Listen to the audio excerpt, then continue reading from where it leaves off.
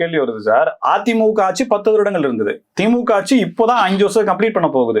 தாங்கள் எப்படி செய்திகளை போடுறது, எந்த செய்திகளை போடுறது அப்படின்ற முடிவை அந்த ஊடகங்களை சார்ந்தவர்கள் அரசு விமர்சிக்கக்கூடிய பல செய்திகளை அந்த 10 வருடங்களும் செஞ்சாங்க.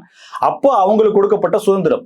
இந்த 5 வருடங்கள் திமுக ஆட்சியில் அவங்க செயல்படுற விதம், இதை ஊடகவியலாளரா, ஊடகத்தினுடைய நிறுவனரா அவங்க உணரலையா?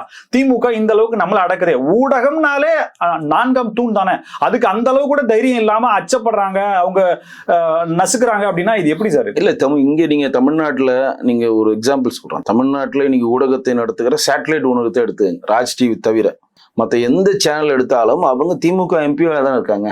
வெளிச்சம் டிவி எடுத்துங்க திருமாவளவன் இருக்காரு, மதிமுக டிவி எடுத்துங்க வைகோ இருக்காரு, மெகா டிவி தங்கபால் அவர்கள் இருக்கிறாரு, வசந்த் டிவிக்கு வசந்தகுமார் இருக்காரு, கலைஞர் டிவி அவங்க டிவி, சன் டிவி அவங்க டிவி, வேற என்ன டிவி இருக்கு?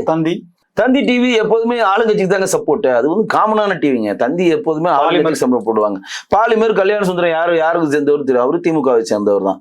இன்றைக்கு எல்லா ஊடகத்தையும் ஒன்று விலைக்கு வாங்குவது இல்லாத அச்சப்படுத்துவது. இன்னைக்கு தமிழ்நாட்டில் நேரடியாக இந்துத்துவ பற்றி பொது வழியில பேசுகிற ஒரே டிவி ஜனம் டிவி மட்டும் தான் இன்னைக்கு பேசிட்டு இருக்கு.